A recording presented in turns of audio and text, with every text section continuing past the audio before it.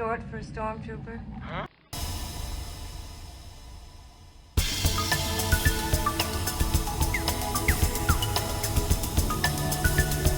What's up, my friends? It is the Short Stormtrooper, of course, and welcome back to another video. Well, it certainly has been a long time since we've been down here in the Sith Relic room, and you can definitely feel that the energy is crazy right now because we're talking about Snoke once again. So, at this point, basically every theory about Snoke has been spoken or discussed, but I think there's one thing that we can all agree to talk about, and that is his traits and what he will actually be doing. Well, I think that there's one Legends character that may hold the key to many of those answers. Darth Krayt. Darth Krayt has one of the most extensive histories in the Star Wars universe, being born on Tatooine 47 years before the Battle of Yavin and raised by his ex-Jedi father. After a bounty hunter killed his father, he journeyed to become a Jedi, eventually becoming the Padawan of Ki-Adi-Mundi and Anya Kuro. When he escaped the Great Jedi Purge, he returned to Tatooine, pledging to take revenge against the Empire.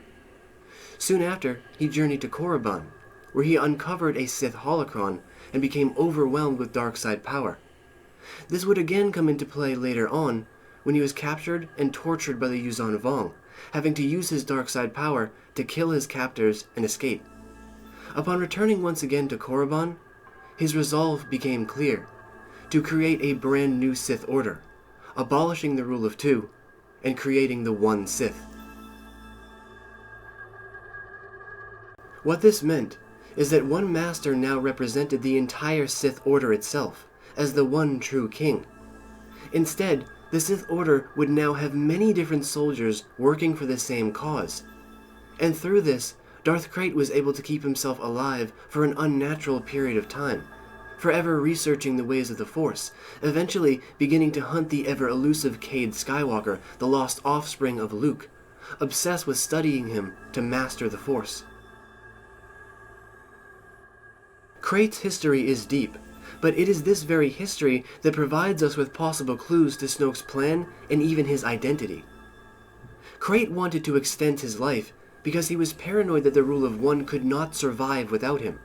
It was so important that it be upheld by its original founder. However, at one point, Krayt did eventually die, but was resurrected, and this time transformed once again. Now, he had no fear of death. In fact, he welcomed it as a passageway to something far greater. What this did was ingrain on him the belief that the entire galaxy should experience the pain of death and the rapture of rebirth. This way, they could better understand and serve him. Now, if we begin to take some of these traits and apply them to Snoke, we can begin to understand how the dark side storyline of Episode 8 is being set up. Snoke is most definitely a figure that has been around for some time, behind the scenes, in the shadows, but he understands everything.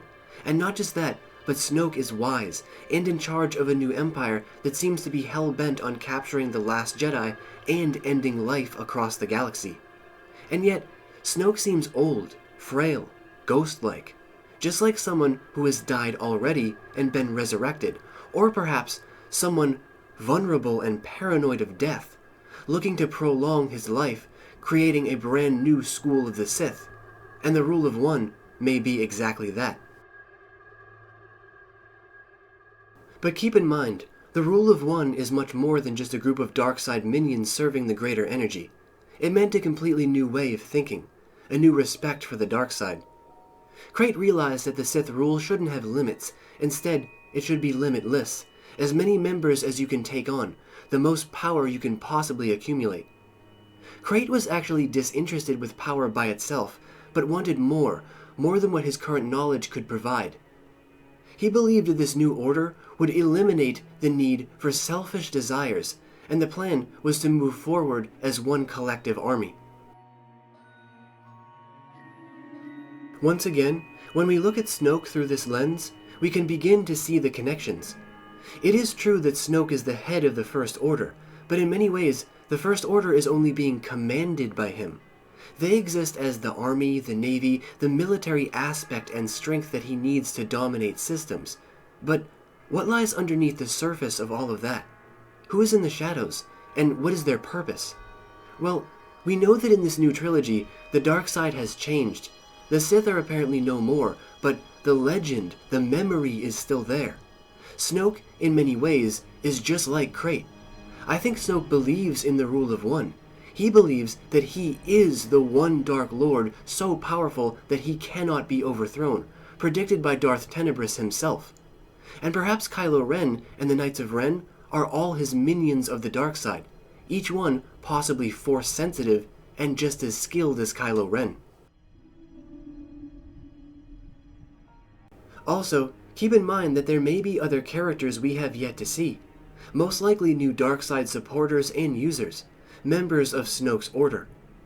Snoke may even be in charge of an entire separate division we have never heard about, a secret council much like Palpatine's, a gathering of advisors and warriors alike that all hail to the one true master, Supreme Leader Snoke. This could even be our return to the Sith, because although they may be gone, they are not lost. The foundation still remains.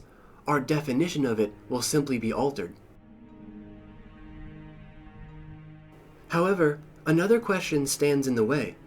Which is more powerful and everlasting? The rule of two or the rule of one? Let's not forget that the rule of two lasted for an extremely long period of time, with a very successful and productive existence. The rule of one, on the other hand, swiftly fell victim to infighting, doubt, and sabotage among its members. If this rule of one is coming back to the mythos in some way, will Snoke find himself in the seemingly broken system, battling his own disciples? Or has Snoke been wise and methodical with his plans, and designed yet another rule, one that cannot fail, one that will last forever? Well, my friends, that's going to do it for today's Snoke video. As always, leave all of your thoughts and opinions down below in the great white void. And as always, until next we meet, stay in that galaxy far, far away.